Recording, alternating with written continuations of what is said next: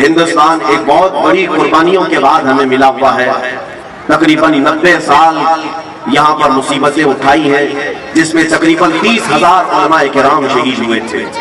1947 تک 30,000 علماء کرام، بلکہ تاریخ میں یہ بھی ہے دلی سے لے کر کشمیر تک تقریباً راستے کے ہر جھاڑ پر، ہر درخت پر ایک ایک عالم کی لاش لٹکائی جاتی تھی. جو آزادی کا نعرہ لگائے اسے قتل کر دیا جاتا تھا، انڈمان نکوبار جیل بھیج دیا جاتا تھا. کئی علماء، کئی لوگ پوری زندگی وہاں پر کالا پانی کی سزا کاٹ کر ختم بھی ہو گئے. میرے عزیزوں، ان لوگوں کی قربانی ضائع نہ جائے. آج ہمیں یہ آزاد ہندوستان ملا ہے تو اس کی قدر کریں. یہاں پر میں ہندو مسلم سارے تمام برادریاں جتنے ہندوستان میں ہیں سب سے یہی کہوں گا کہ آپس میں اتحاد و اتفاق کو برقرار رکھنے ہی میں ہندوستان کی بھلائی ہے، ورنہ ہندوستان کی ترقی پھر 50 سال پیچھے چلی جائے گی. اگر ہم آپس کے فسادات رائٹس کرتے ہیں، آپ کو معلوم نہیں ہے کسی بھی شہر میں اگر فساد ہوتا ہے، رائٹس ہوتے ہیں، وہاں جو تباہی ہوتی ہے اس شہر کو دوبارہ سٹینڈ ہونے کے لیے پھر سے 10-15 سال لگ جاتے ہیں. جتنے گھر ٹوٹے، جتنی بربادیاں ہوئی، دوبارہ صحیح ہونے کے لیے اسے 10-15 سال لگ جاتے ہیں. اسی طرح ہندوستان میں اگر یہ مذہبی طور پر فسادات ہوئے تو اس کا نقصان پورا ملک کو ہوگا. ملک پھر 50 سال پیچھے چلا جائے گا اور پھر اس کو ترقی کرتے کرتے ایک زمانہ چلا جائے گا. اس لیے جو ہندو ہیں وہ بھی سمجھ لیں، جو سکھ ہیں اور عیسائی ہیں، جو بھی ہندوستان میں جی رہے ہیں، وہ سب سمجھ لیں کہ ہندوستان گنگا جمنی تہذیب کا ایک ملک ہے. یہاں عافیت اور بھلائی اسی بات میں ہے کہ نہ تم انہیں چھیڑو نہ ہم تمہیں چھیڑیں، یا کسی بھی طرح کے یہ بھید بھاؤ کے معاملات نہ ہوں. ہندوستان نے جہاں ہم کو اذان پکارنے کی آزادی دی ہے، تمہیں اپنے مندروں میں عبادت کرنے کی بھی آزادی دی ہے، کرسچن کو اپنے ہاں عبادت کرنے کی آزادی ہے، گرودوارے میں اپنے عبادت کرنے کی آزادی ہے. تو میں یہ چاہتا ہوں کہ ہر کمیونٹی والا اپنی آزادی کے ساتھ اپنے مذہب پر عمل کرے، کوئی ایک دوسرے پر فورس نہ کرے. انشاءاللہ العزیز یہ اتحاد ہندوستان کو ایک دن دیکھنا پوری دنیا کا سپر پاور بنا کر کے رکھے گا.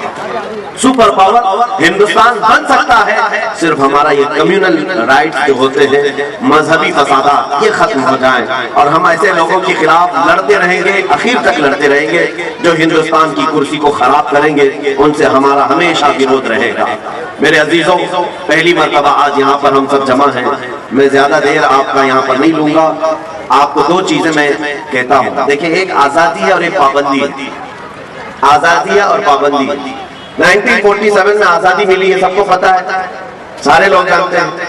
لیکن ساتھ ہی میں 1950 کو یہی ہماری ڈیموکریسی جب ترتیب پا گئی، جمہوریت اور اس کے لا بنائے گئے تو قانون بنا کر ہمیں دیا گیا، تو قانون پر عمل کرنے کی پابندی لگائی گئی.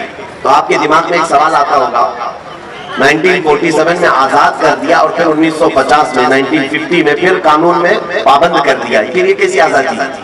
میں یہاں بتانا چاہوں گا کہ آزادی کا مطلب کیا ہے وہ بھی سمجھ لیں آپ. آزادی کا مطلب یہ ہے کہ انسانی اقدار کے ساتھ، انسانی اصول کے ساتھ جینا اور دوسرے کی آزادی کو خراب نہ کرنا، یہ صحیح معنوں میں آزادی ہے.